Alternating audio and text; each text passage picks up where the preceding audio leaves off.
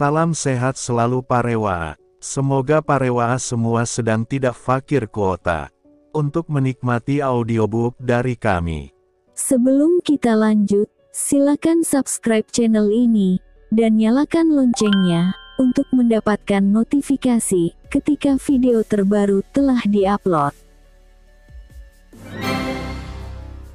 Tidak menunggu berlama-lama lagi, langsung saja kita simak audiobook ini. Mahakarya dari penulis kebanggaan tanah air, Asmaraman S. Ho Ping Ho.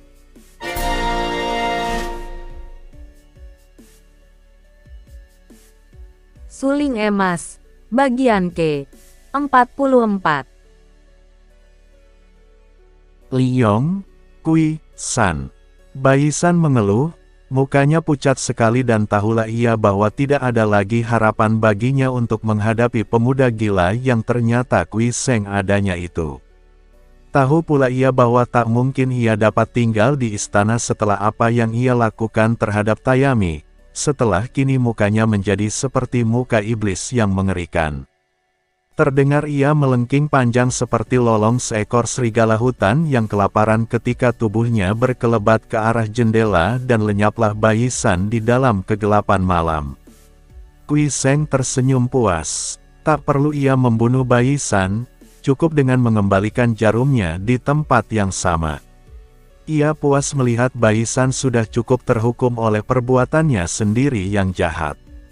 Siapa kira bungkusan yang ia duga dikirim kakek cebol untuk puteri mahkota hitam itu, ternyata berisi bedak beracun dan secara tidak sengaja telah dapat memberi hukuman mengerikan kepada Bai San si manusia jahat. Akan tetapi kakek cebol itu juga jahat. Bagaimana seandainya bedak itu dipergunakan oleh puteri mahkota? Kui Seng bergidik, tak sampai hatinya membayangkan hal ini. Dia amat sayang akan segala yang indah-indah, kalau sampai wajah yang jelita itu, dikupas kulitnya oleh bedak beracun. Hih. Kakek cebol, kau tua bangka iblis, tak dapat kudiamkan saja perbuatanmu ini, kata Kui Seng di dalam hatinya dan ia pun meloncat turun dari atas genteng, menghilang di dalam gelap.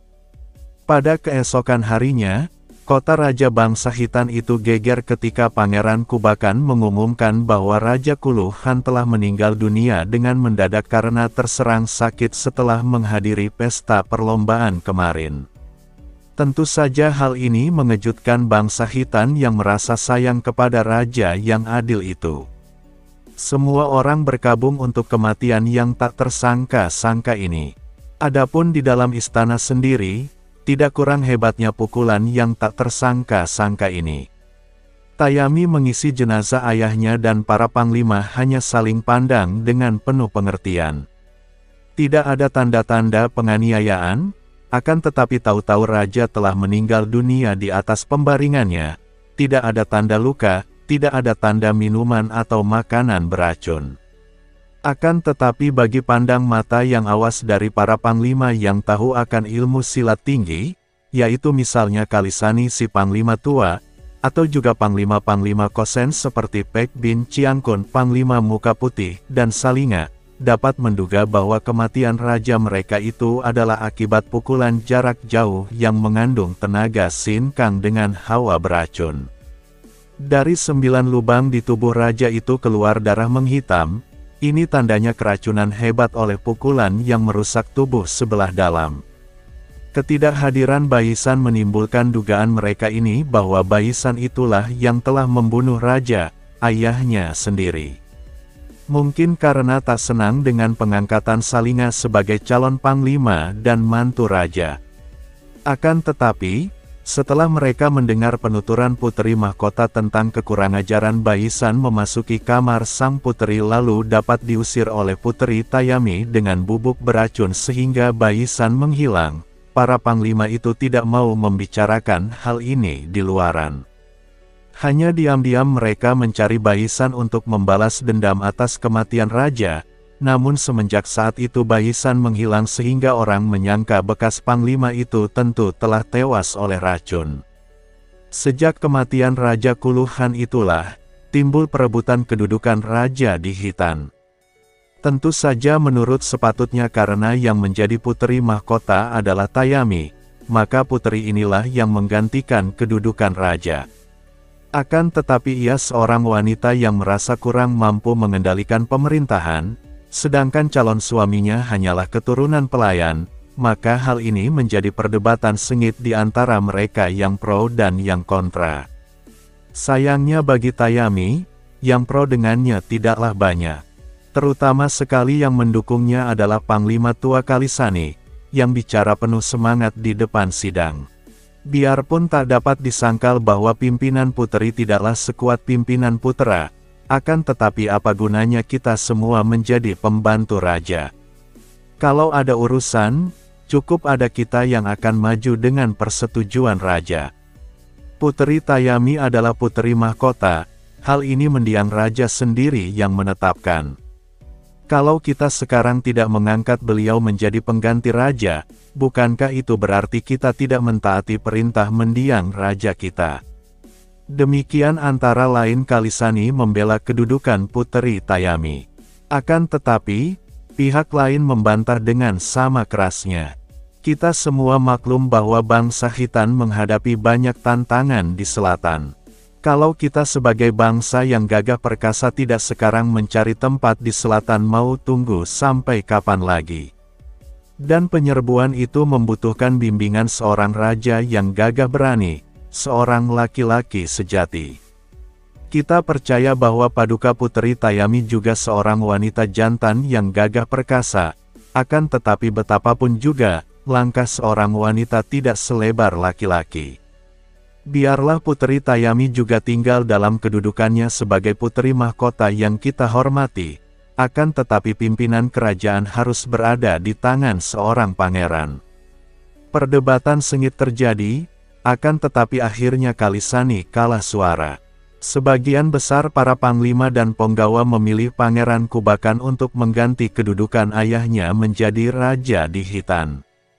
Hal ini mengecewakan hati Kalisani yang amat tidak suka melihat perebutan kekuasaan yang bukan haknya itu, apalagi karena dengan adanya perdebatan itu, setelah ia mengalami kekalahan, tentu saja golongan raja ini akan membencinya. Maka pada hari itu juga ia meletakkan jabatan dan meninggalkan Khitan untuk melakukan perantauan yang menjadi kesukaannya sejak dahulu. Karena kesukaannya akan merantau ini pula agaknya yang membuat Kalisani tidak juga mau menikah. Sebelum pergi meninggalkan Khitan, Kalisani hanya minta diri kepada Puteri Tayami. Harap Paduka menjaga diri baik-baik. Setelah ayah Paduka wafat, belum tentu keadaan pemerintahan akan sebaik sebelumnya. Terutama sekali, harap Paduka berhati-hati terhadap Baisan, kalau-kalau dia kembali lagi. Selamat tinggal, Tuan Puteri. Selamanya saya akan berdoa untuk kebaikan Paduka. Tentu saja Tayami telah maklum bahwa Kalisani sejak dahulu juga menaruh hati cinta kepadanya.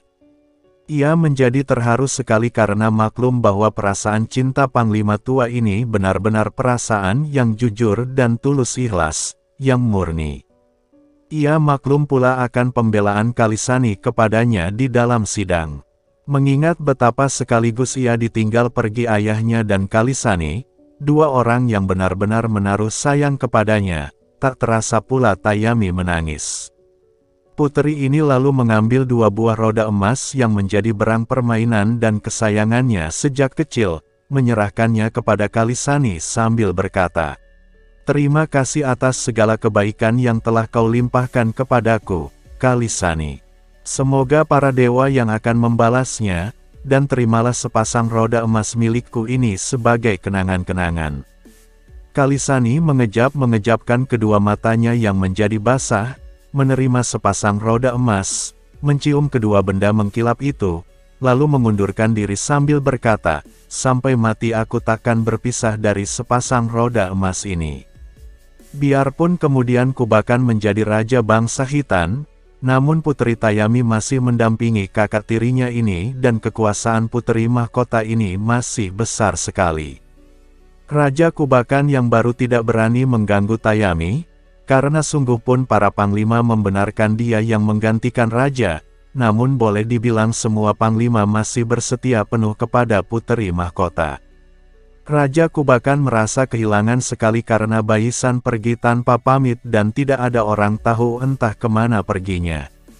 Kalau seandainya ada Baisan di sampingnya, tentu rasa ini akan merasa lebih kuat dan ada yang diandalkan. Demikianlah, secara singkat dituturkan di sini bahwa puteri mahkota Tayami menikah dengan Salinga dan mereka berdua hidup rukun dan saling mencinta. Tidak terjadi sesuatu di antara Raja Baru dan Puteri Tayami maupun suaminya karena mereka tidak saling mengganggu. Bahkan di waktu bangsa Khitan berperang menghadapi musuh, keduanya berjuang bersama-sama. Akan tetapi, sesungguhnya di dalam hati mereka itu terdapat semacam perang dingin. Kita kembali kepada Kui Seng yang meninggalkan istana dan terus keluar dari kota raja. Sambil menggerogoti sepotong paha kambing panggang yang ia sambar secara sambil lalu dari dapur istana sebelum keluar, ia berjalan seenaknya di malam hari itu. Tak pernah ia mengasuh karena bagi Kui Seng yang kondisi tubuhnya sudah luar biasa anehnya itu, tidak tidur selama seminggu atau tidak makan selama sebulan bukan apa-apa lagi. Juga sebaliknya ia bisa saja tidur 3 hari 3 malam terus-menerus atau sekali makan menghabiskan makanan 10 orang. Kui Seng masih enak-enak berjalan memasuki hutan setelah matahari muncul mengusir kegelapan malam. Dan pada saat itulah ia mendengar suara orang tertawa-tawa, suara tergelak-gelak yang amat dikenalnya karena itulah suara si kakek cebol. Mendengar suara si cebol, bangkitlah amarah di hati Kui Seng. Si kakek cebol yang kejam. Sekejam-kejamnya lah orang yang berniat merusak muka yang demikian cantiknya seperti muka puteri mahkota Tayami. Kakek iblis itu harus diberi hajaran. Dengan tangan kanan memegang tulang paha kambing, tangan kiri menyambar sehelai daun yang kaku dan lebar, Kui Seng lalu mempercepat langkahnya menghampiri arah suara ketawa. Kakek cebol itu tampak berdiri di bawah sebatang pohon besar, tertawa-tawa sambil memeriksa muka seorang yang menggeletak di depan kakinya. Ketika Kui Seng mengenal orang yang menggeletak itu, ia terheran-heran dan kaget, karena orang itu bukan lain adalah Baisan. Memang aneh kakek itu, ia membungkuk, mengamat-amati muka Baisan yang rusak, lalu terpingkal-pingkal ketawa lagi, membungkuk lagi, memeriksa dengan jari-jari tangan, lalu terkekeh-kekeh lagi seperti orang gila. Huahaha, lucu perbuatan si tangan jahil iblis siluman. Muka si cantik halus yang kuarah, kiranya malah bocah tolol ini yang terkena. Hei hehe, makin yakin kini hati Kui Seng bahwa kakek cebol ini sengaja mengirim obat bubuk beracun untuk merusak muka Tayami, maka ia menjadi makin marah. Di samping kemarahannya, ia pun ingin sekali mengerti mengapa kakek itu hendak berbuat sedemikian kejinya terhadap Tayami. Untuk melihat apa yang akan dilakukan selanjutnya oleh kakek itu, Kui Seng menanti sesaat. Baisan agaknya pingsan, atau mungkin sudah mati, karena tubuhnya tidak bergerak sama sekali. Tiba-tiba kakek itu berseru, "Atiga, bau, bau. Bau jembel tengik." Terkejutlah Kui Seng, dengan kening berkerut ia menggerakkan muka ke kanan kiri, hidungnya kembang kempis mencium-cium. Benar-benarkah ia berbau begitu tengik sehingga kehadirannya tercium oleh kakek itu? Tentu saja pakaiannya yang sudah butut itu tak enak baunya, akan tetapi tidaklah begitu tengik sehingga dapat tercium dari jarak 10 meter jauhnya. Ia mendongkol dan berbareng juga kagum. Kakek cebol itu tentu sengaja memakinya dan kenyataan bahwa kakek itu dapat mengetahui kehadirannya, menunjukkan kelihayannya. Terpaksa ia muncul dari balik pohon dan melangkah maju menghampiri. Kakek itu berdiri membelakanginya dan kini kakek itu mencak-mencak berjingkrakan sambil mengoceh. Wah, baunya makin keras. Jembel busuk tengik ini kalau tidak cepat dicuci bersih, bisa meracuni keadaan sekelilingnya. Wah, bau, tak tertahankan. Kakek itu lalu berbangkis-bangkis. Rasa mendongkol di dalam hati Kui Seng seperti membakar. Kakek cebol tua bangka tak sedap dipandang.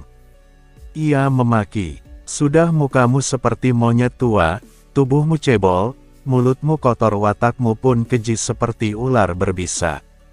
Kakek itu kini membalikkan tubuhnya dan menghadapi Kui Seng, matanya dibelalakkan lebar, mengintai dari balik alisnya yang panjang dan berjuntai ke bawah menutupi mata. "Jembel tengik, jembel bau, kiranya benar engkau yang mengotori hawa udara di sini. Ucapanmu tentang muka, tubuh dan mulutku tidak keliru. Memang mukaku seperti monyet, apakah kau mengira bahwa muka monyet itu lebih buruk daripada muka orang? Hahaha, coba kau tanya kepada monyet betina, muka monyet siapa yang lebih gagah menarik, muka monyet jantan berbulu ataukah mukamu yang licin menjijikkan? Tubuhku memang cebol, lebih baik cebol daripada merasa tubuhnya besar dan gagah sendiri tapi tanpa isi seperti tubuh yang menggeletak di sini. Tentang mulut kotor, memang kau benar. Mulut manusia mana yang tidak kotor? Segala macam bangkai dimasukkan ke mulut, sedangkan yang keluar dari mulut pun selalu kotoran-kotoran melulu. Bukankah segala penyakit disebabkan oleh yang masuk melalui mulut? Dan bukankah segala cekcok dan ribut disebabkan oleh apa yang keluar melalui mulut? Memang mulut manusia kotor dan bau pula. Huahaha. Tapi tentang watak keji seperti ular berbisa. Jangan kau menuduh dan memaki sembarangan, bocah jembel. Kui Seng tersenyum mengejek dan menggerogoti sisa daging yang menempel di tulang paha, sedangkan dengan daun lebar ia mengipasi lehernya. Padahal hawa udara di pagi hari itu amat dingin. Kakek cebol, omonganmu memang tidak keliru dan mendengar omonganmu tadi, agaknya kau tahu juga akan kebenaran. Akan tetapi, kau menyangkal watakmu yang keji berbisa, padahal sudah ada dua macam bukti di depan mata. Kakek itu meloncat-loncat dan membanting-bantingkan kakinya di atas tanah, mukanya memperlihatkan kejengkelan dan kemarahan. Aku adalah Butek Lojin. Selamanya belum pernah ada orang berani memaki kepada Butek Lojin. Tapi hari ini kau jembel muda busuk tengik berani bilang bahwa Butek Lojin berwatak keji dan dua buktinya. Bocah, jangan main-main dengan Butek Lojin. Hayo katakan, apa buktinya? Diam-diam Kui Seng terheran-heran. Kakek ini memiliki nama yang hampir sama dengan Buke Xiansu, manusia setengah dewa yang suci dan yang tidak membutuhkan apa-apa lagi, yang sudah hampir dapat membebaskan diri sepenuhnya daripada ikatan lahir. Akan tetapi kakek ini namanya saja sudah membayangkan kesombongan. Butek Lojin, orang tua tanpa tanding. Belum pernah Kui Seng mendengar nama ini. Banyak tokoh-tokoh Kangou yang sakti ia kenal, baik mengenal muka maupun hanya mengenal nama, akan tetapi tak pernah ia mendengar nama Butek Lojin.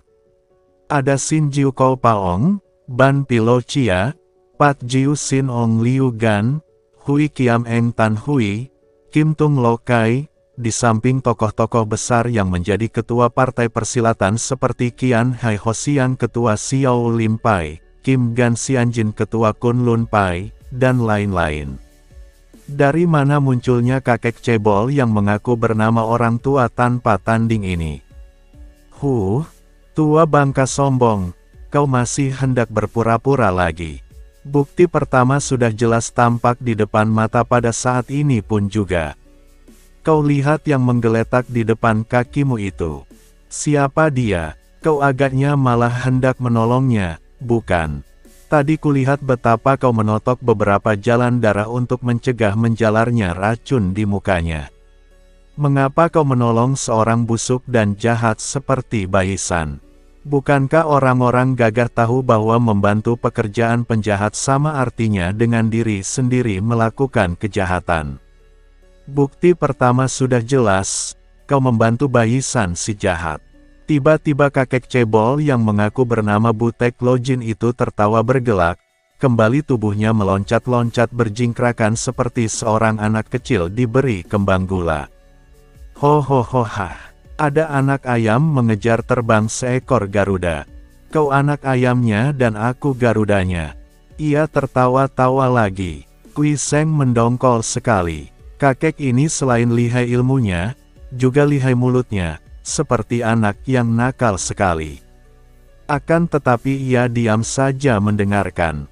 Bocah, kau tahu apa tentang membantu? Tahu apa tentang menolong? Tahu apa tentang jahat dan baik? Membantu tidak sama dengan menolong, akan tetapi jahat tidak ada bedanya dengan baik, kau tahu. Kui Seng seakan-akan menghadapi teka-teki. Kakek sombong, apa bedanya membantu dan menolong? Goblok. Kalau dia ini melakukan sesuatu dan aku ikut-ikutan mendorong agar apa yang ia lakukan itu berhasil, itu namanya membantu. Melihat lebih dulu sebab dan akibat sebelum berbuat, itulah membantu. Tanpa mempedulikan sebab dan akibatnya lalu turun tangan, itulah menolong. Siapapun juga dia, apa sebabnya dan bagaimana akibatnya, tidak peduli, pendeknya harus turun tangan, itulah penolong yang sejati. Kakek itu bicaranya seperti orang membaca sajak, pakai irama dan berlagu pula sukar dimengerti. Akan tetapi Kui Seng terkejut karena mengenal filsafat ini, biarpun diucapkan seperti sajak berkelakar, namun adalah kata-kata filsafat yang amat dalam. Mulailah ia kagum dan tidak lagi main-main. Butek Lojin, sekarang aku ingin tahu, mengapa kau katakan bahwa jahat tidak ada bedanya dengan baik? Hahaha, memang kau bodoh dan goblok. Semua manusia bodoh dan tolol, termasuk aku. Semua manusia goblok itu merasa diri pintar, termasuk aku. Apa bedanya baik dan buruk? Apa bedanya siang dan malam? Apa bedanya ada tidak ada? Kalau tidak ada matahari, mana ada siang malam? Kalau tidak tahu, mana bisa ada atau tidak ada? Kalau tidak menyayang diri sendiri, mana ada buruk dan baik? Hahaha, bocah, siapa namamu? Aku yang muda dan bodoh bernama Kim Mo Taisu. Kui Seng sengaja memakai nama ini untuk menandingi kesombongan si kakek. Ia memang telah mempunyai nama poyokan Kim Mo Eng, pendekar aneh berhati emas, akan tetapi untuk mempergunakan nama Kim Mo Eng, berarti memperkenalkan dirinya sendiri, padahal ia sudah merasa malu untuk menghidupkan lagi nama Kui Seng yang dianggap sudah mati terpendam di neraka bumi, maka kini ia sengaja menamakan dirinya Kim Mo Taisu yang berarti guru besar setan emas. Wah, namamu hebat. Pandai kau memilih nama, memang memilih nama bebas, boleh pakai apa saja. Dalam hal ini kita cocok, maka aku pun memilih nama Butek Lojin. Huahaha. Kim Mo Taisu yang tidak patut bernama Kim Mo Taisu karena masih muda, aku tanya, apakah kau seorang baik? Ditanya begini Kui Seng melengak dan tak dapat menjawab. Hahaha. Tentu saja dalam hatimu kau menjawab bahwa kau ini seorang baik. Tidak ada di dunia ini orang yang mengaku dirinya orang jahat. Biarpun mulutnya bilang jahat, hatinya tetap mengaku baik. Jadi, siapakah dia yang baik?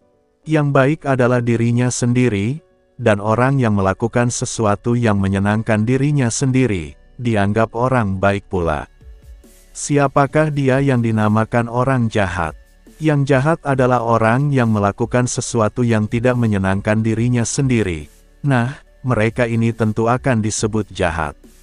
Baik dan jahat tidak ada, sama saja, yang ada hanya penilaian di hati orang yang membedakan demi kesenangan diri sendiri. Yang menyenangkan diri dianggap baik, yang tidak menyenangkan diri dianggap buruk.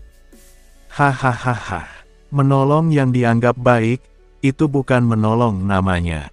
Bukan menolong orang, melainkan menolong diri sendiri, menyenangkan perasaan sendiri. Mengertikah kau, Kim Mo Taisu yang goblok? Di dalam hatinya Kui Seng kembali terkejut. Kakek cebol ini kiranya bukan sembarangan orang. Betapapun juga, hatinya tidak puas. Kakek ini sifatnya terlalu berandalan, terlalu liar dan bahkan mungkin keliarannya dan suka menggunakan aturannya sendiri itu dapat menimbulkan bahaya bagi orang lain.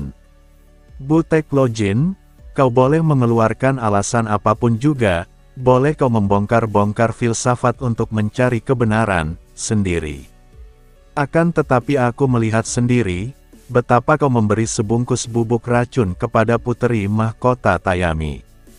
Dengan nasihat supaya dia memakai bubuk itu membedaki mukanya. Apa kau mau bilang bahwa perbuatanmu ini termasuk baik? Kau hendak membikin rusak muka yang begitu cantik, bukankah itu perbuatan keji sekali? Kalau kau masih mengaku seorang manusia, di mana peri kemanusiaanmu? Wahaha, memang aku bukan manusia biasa, aku setengah dewa. Tentang pengiriman obat itu, memang ku sengaja, dan memang maksudku baik. Baik sekali. Kau tahu apa yang menyebabkan semua keributan itu? Apa yang menyebabkan pemuda-pemuda tolol itu berlomba dan saling membenci? Tak lain untuk memperebutkan hati puteri mahkota. Dan mengapa mereka berlomba memperebutkan hati puteri mahkota? Karena dia cantik jelita. Hahaha. Karena itu aku berusaha melenyapkan kecantikannya. Kecantikan hanya sebatas kulit muka. Kalau obatku dapat mengupas kulit mukanya, hendak kulihat apakah para pemuda itu akan mau memperebutkannya. Inilah namanya menghilangkan akibat dengan membongkar sebabnya. Membongkar sebab secara merusak tanpa mengenal kasihan seperti itu, benar-benar mencerminkan hatimu yang keji. Kau tua bangka yang benar-benar berhati iblis. Wah, Kim Mo Taisu, mulutmu lancang benar. Apa kau mau mengajak aku berkelahi? Bukan mau berkelahi, melainkan mau memberi hajaran kepadamu. Wah, kau mau menghajar aku. Hahaha, ada ular kecil mau menghajar seekor naga. Lucu, lucuo. Makin mendongkol hati Kui Seng. Benar sombong kakek ini, tadi menyamakan dia anak ayam dan dirinya sendiri Garuda, sekarang memaki dia ular kecil dan mengangkat dirinya sendiri seekor naga. Biarpun naga, kalau matanya buta dan merusak sana-sini, apa boleh buat, wajib dihajar.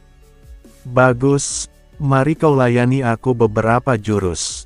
Kakek itu berkata, lalu meloncat ke kiri dan memasang kuda-kuda yang aneh, kedua sikunya mepet pinggang, jari-jari tangan terbuka dan miring, tubuhnya doyong ke depan, pundaknya diangkat pula ke depan, matanya melirak-lirik, persis gaya seekor jago aduan yang akan dipersabungkan.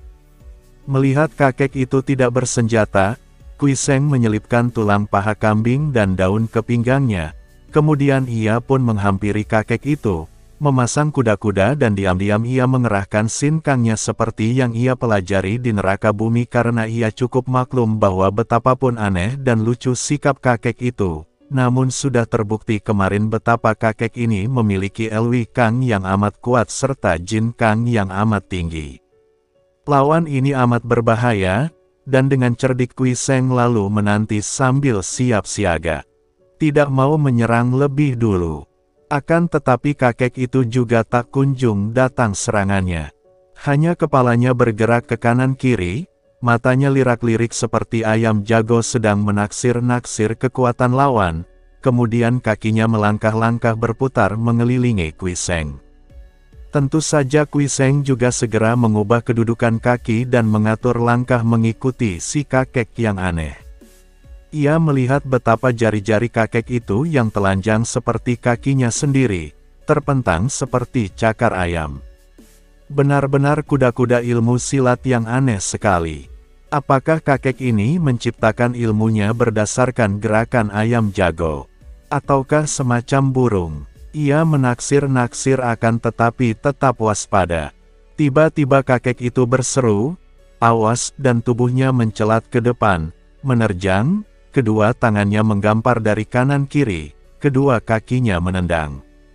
Biarpun kelihatan hanya sebuah terjangan kasar, Namun jari-jari kakinya serta jari-jari tangannya melakukan totokan di 7 bagian hiato, jalan darah, yang berbahaya.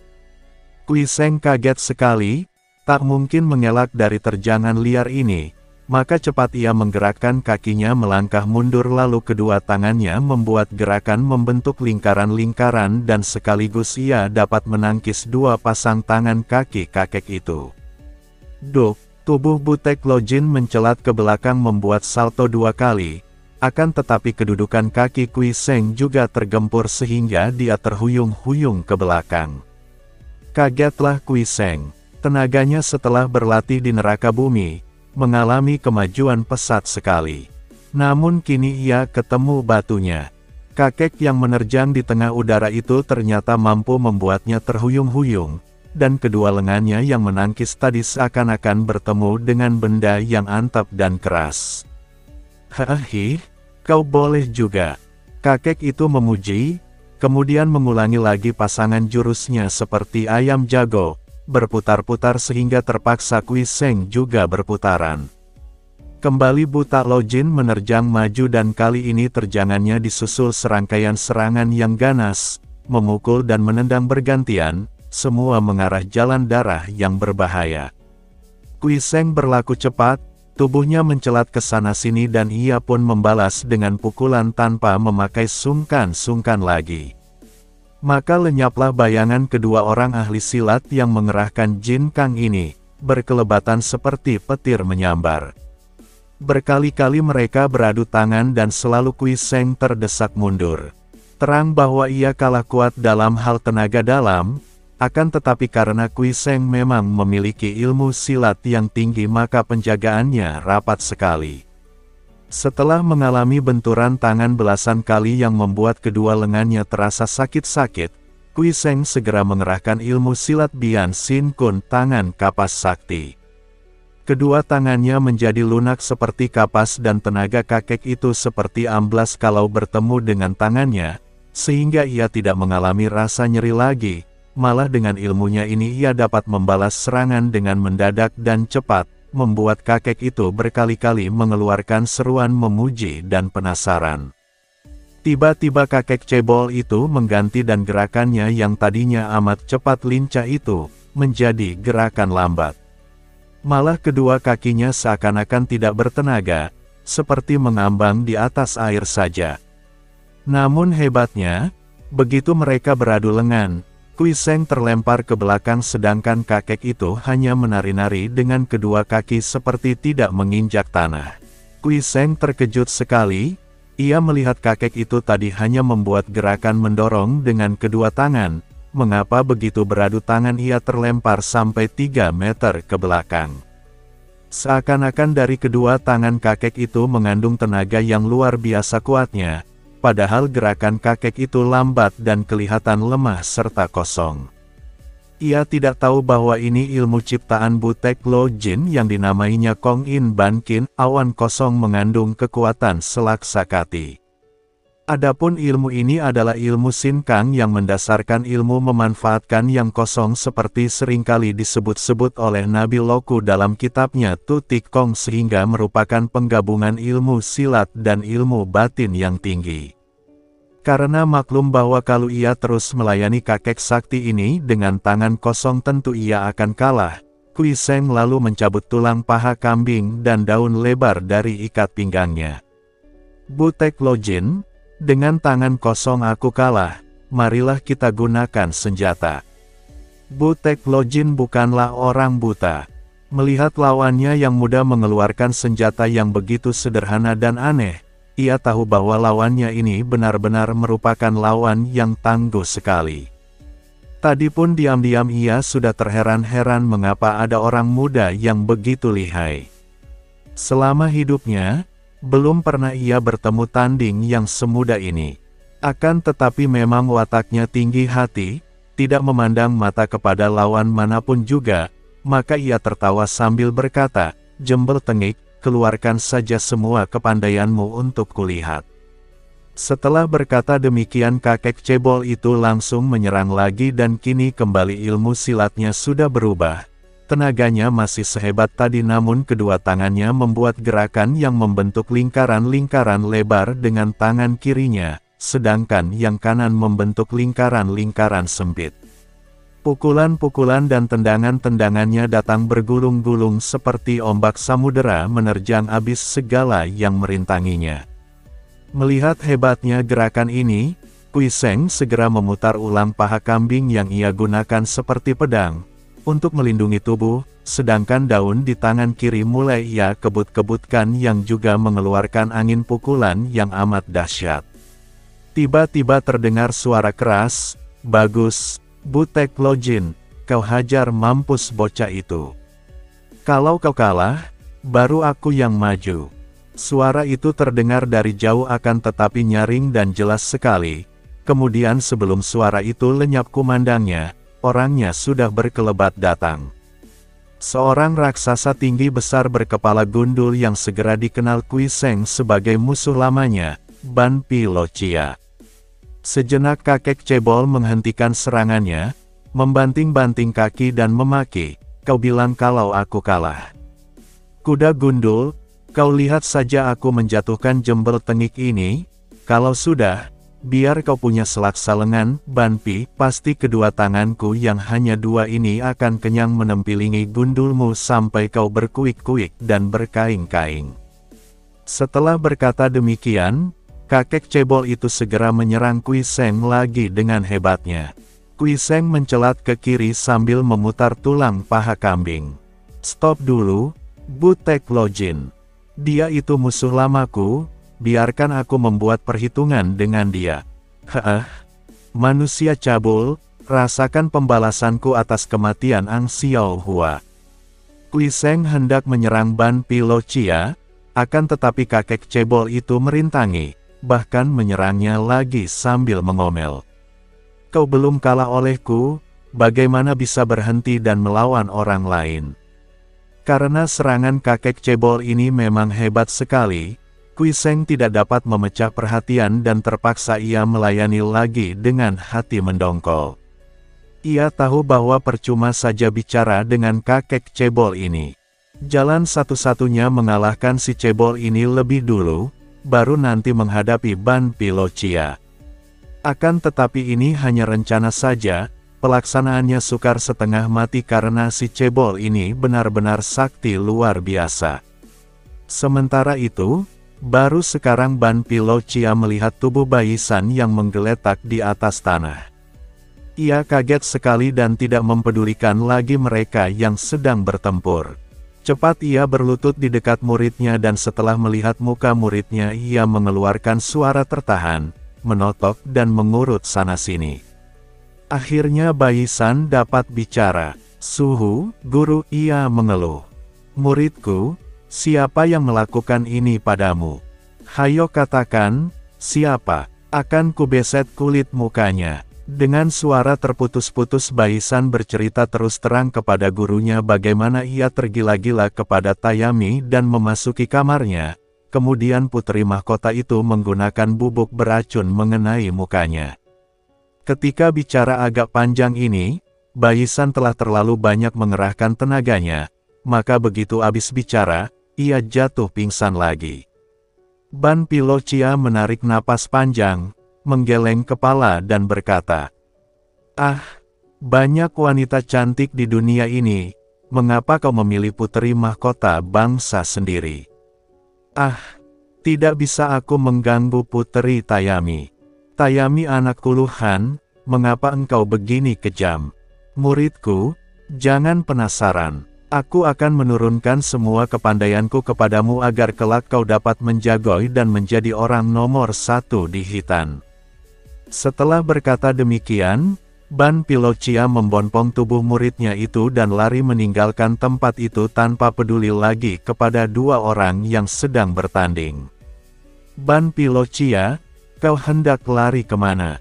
Kui Seng menusukkan tulang paha dengan jurus maut Patsian Toat Beng, 8 dewa mencabut nyawa, dari ilmu pedang Patsian Kiam Hoat. Baru sekarang ia menggunakan jurus Patsian Kiam Hoat karena tadi dalam menghadapi Butek Lojin ia belum mau mempergunakan ilmunya ini yang telah diperbaiki dahulu oleh Buke Xiansu. Sekarang ia ingin sekali mengejar Ban Pi Lo Chia, terpaksa ia menggunakan jurus ini. Kagetlah Butek Lojin. Serangan ini memang hebat sekali dan tak mungkin ditangkis atau dilakukan. Tulang itu ujungnya tahu-tahu sudah mengancam ulu hati. Terpaksa Butek Lojin menggunakan gerakan yang sebetulnya kalau tidak terpaksa, ahli silat tinggi enggan melakukannya, yaitu membuang diri ke belakang seperti batang pohon tumbang, lalu bergulingan di atas tanah. Akan tetapi Kui Seng memang hanya ingin membuat kakek cebol ini untuk sementara menjauhkan diri. Langsung ia meloncat dengan Jin Kangnya yang hebat ke arah Ban Pi Lo Chia yang sedang melarikan diri membawa muridnya. Tulangnya menghantam ke arah lambung Ban Pi Lo Chia. Kakek gundul ini mendengar desir angin, menangkis dengan lengan karena tahu bahwa senjata lawan itu tidak tajam. Duk, tubuh Ban Pi Lo Chia terguling. Bukan main kagetnya hati si gundul, karena sama sekali tidak disangkanya Kui Seng akan sekuat itu, jauh lebih kuat daripada beberapa tahun yang lalu. Tulang lengannya tidak patah akan tetapi rasa nyeri menusuk sampai ke jantung. Ia tidak berani main-main lagi dan karena ia memang amat kuat, sekali meloncat ia telah berada jauh di depan, lalu menggunakan ilmu lari cepatnya meninggalkan tempat itu. Kui Seng hendak mengejar, akan tetapi tiba-tiba ia mendengar geraman hebat dan kakek cebol sudah menerjangnya penuh kemarahan karena tadi dipaksa harus bergulingan sehingga pakaian dan rambut serta jenggotnya terkena debu. Terpaksa Kui Seng mencurahkan perhatiannya kepada kakek cebol lagi dan karena mendongkol, kini ia segera mainkan Patsian Kiam Hoat dengan tulang di tangan kanan. Sedangkan daun lebar di tangan kiri ia mainkan dengan ilmu silat Lo Hai San Hoat. Kalau 3-4 tahun yang lalu saja sepasang ilmu ini dapat membuat ia terkenal dengan sebutan Kim Moeng, apalagi sekarang setelah ia memperoleh kemajuan pesat di neraka bumi. Hebat bukan main permainan pedang dan kipasnya. Dalam segebrakan saja Butek Lojin sudah terdesak sampai 10 jurus lebih. Kui Seng mengerahkan seluruh kepandaian karena maklum bahwa menghadapi kakek itu, sukar baginya untuk dapat mengalahkannya. Dalam hal tenaga Sin Kang maupun keringanan tubuh, kakek cebol ini hebat sekali. Tahan dulu. Sambil mencelat ke sana-sini menghindarkan diri dari sambaran daun dan tulang, Butek Lojin berteriak-teriak. Sebagai seorang pendekar, tentu saja Kui Seng menurut dan menghentikan serangannya. Mau bicara apa lagi? Bukankah kau yang tadi mendesakku untuk bertanding sampai mati? Kui Seng menegur marah dan mendongkol. Mengapa gaya permainan silatmu seperti itu? Apakah kau murid Buke Xiansu? Kui Seng tersenyum. Bukan, akan tetapi beliau pernah memberi petunjuk kepadaku.